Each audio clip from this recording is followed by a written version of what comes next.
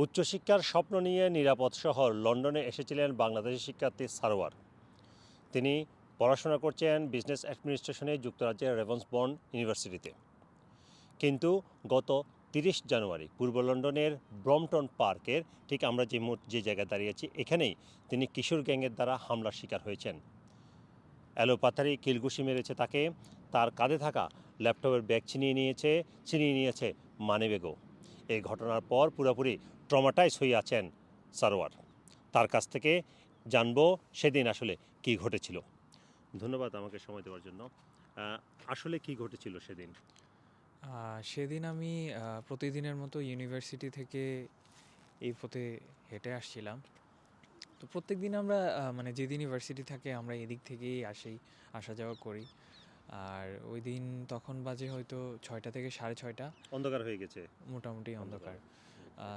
তারপর মানে এইখানে আসার পরেই মানে 8 থেকে 10 জনের মতো কয়েকজনের কাছে সাইকেল ছিল আর কয়েকজন পায়ে হেঁটে আসছিল। এদিক থেকে আসছিল তারা। হ্যাঁ, তারপর আমি নর্মালি হেঁটে যাচ্ছিলাম, ওরা আমার উপরে এসে দেন র্যান্ডমলি কিল ঘুষি এগুলা মারা শুরু করে। তারপর এরা তো আপনার পূর্ব পরিচিত না, কেউ না? না, তাদেরকে আমি এমন চিনি কোনো না। কিছু জিজ্ঞাসা করে নাই তারা? না, ওকে। তারা সবাই কালো জ্যাকেট পরা ছিল আর কালো মাস্ক পরা ছিল সবাই। তারপর একটা পর্যায়ে আমি মাটিতে মানে এখানে পড়ে যান। পড়ে যাই। পড়ে যাওয়ার পরে ওরা মানে লাথি কিল যা পারে মানে দিতে শুরু করে। একটা পর্যায়ে ওরা মানে আমার ফোনটাও নেওয়ার চেষ্টা করে, আর আমার মুখের মধ্যে একটা লাথি পড়ে ওদের, যেটাতে আমার দাঁতটা ক্র্যাক হয়ে যায়। কি নিয়ে গেছে তারা? ওরা আমার কাঁধে ল্যাপটপ ছিল, আমার ওয়ালেট ছিল, আর এগুলা নিয়ে যায়। আর হচ্ছে আমার ওয়ালেটে আমার ব্যাংক কার্ড ছিল। তারপর আমি ওই যে তারপরে ওরা ফোনটা নেওয়ার চেষ্টা করে। তো ফোনটা নিয়ে যাওয়ার সময় আমি দৌড় দেওয়ার চেষ্টা করি, এদিক থেকে দৌড় দিই মাঝখান দিয়ে।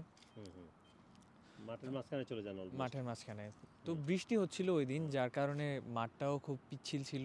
তো কিছু দূর যাওয়ার পরে আমি আবার পড়ে যাই, আর ওরা আমার পিছনে পিছনে দৌড়াতে থাকে সাইকেল নিয়ে।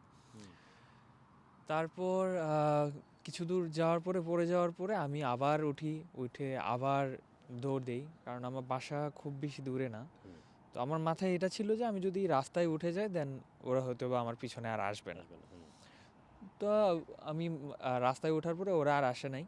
তারপরে আমি বাসায় যাই, ততক্ষণে আমার নাক দিয়ে মুখ দিয়ে মানে অনবরত রক্ত পড়ছে আর কি।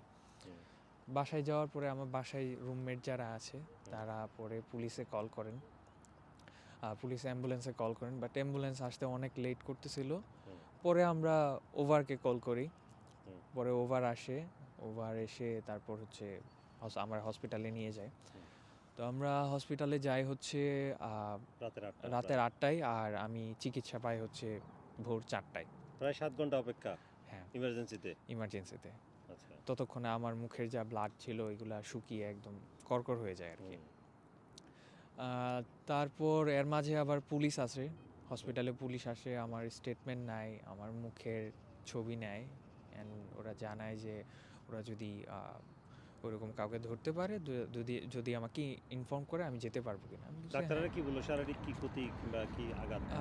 ডাক্তারে ওইখানে আমার জাস্ট নাকের যেহেতু আঘাত ছিল, ব্লাড ছিল, এটা টেস্ট করে মাথার একটা সিটি স্ক্যান করায় যে মাথায় মেজর কোনো সমস্যা হয়েছে কিনা।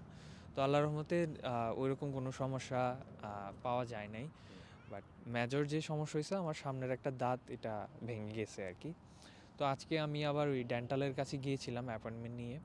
তো ওরা বলছে যে এটা টোটালি ক্র্যাক হয়ে গেছে, সো এটা ফেলে দিতে হবে, এটা রাখা যাবে না, নতুন করে ইমপ্লিমেন্ট করতে হবে। মানসিক কি অবস্থা আপনার এই ধরনের ঘটনায়? মানসিকভাবে আমি একদম ট্রমাটাইজড হয়ে আছি। ইভেন আমার ফ্যামিলি, আমার রুমমেট যারা আছে সবাই এখন খুবই আতঙ্কের মধ্যে আছে। আমরা যারাই মানে বাইরে পড়াশোনা করতে আসি, যখনই নাম হয় ইউকে, ইউএসএ, লন্ডন, কানাডা, তো আমরা সেফ অ্যান্ড সিকিউরিটিটা সবার আগে চয়েস করি। ইভেন আমাদের ফ্যামিলি থেকেও যখন আমাদেরকে বাইরে পাঠায় এরকম কান্ট্রিতে, ওরা নিজেরাও সেফ ফিল করে। বাট আলটিমেটলি আমার সাথে এরকম কিছু হয় নাই। আর সবাই খুব ট্রমার মধ্যে আছে আর কি, ভয়ের মধ্যে আছে। যে স্বপ্ন নিয়ে এসেছিলেন উচ্চশিক্ষা পড়াশোনা করা, সেটা আপনার কি মনে হয় আপনি পূরণ করতে পারবেন? এখনো আসলে জানি না, কারণ আমি মানসিকভাবে আসলে খুবই বাজে অবস্থার মধ্যে আছি আর কি। এখন বুঝতেছি না আসলে কি করব। কি বলবেন যারা আপনার মতো অনেকে বাংলাদেশ শিক্ষার্থী আছে, অনেকে রাতে কাজ করে এই ধরনের পার্ক কিংবা নির্জন রাস্তা দিয়ে চলাফেরা করে, তাদের উদ্দেশ্যে কি বলবেন? তাদের উদ্দেশ্যে আমি এটাই বলবো যে সন্ধ্যার সময় এই পার্কগুলো অ্যাভয়েড করার জন্য, কারণ এগুলো আসলে সেফ না। মেইন রোড দিয়েই কোথাও যেতে হলে যাওয়ার জন্য আর কি। কারণ যে কোনো সময়, যে আমার সাথে আজকে যে ইনসিডেন্টটা হয়েছে, মানে যে কারোর সাথেই সেম ইনসিডেন্ট হইতেই পারে, বলা যায় না।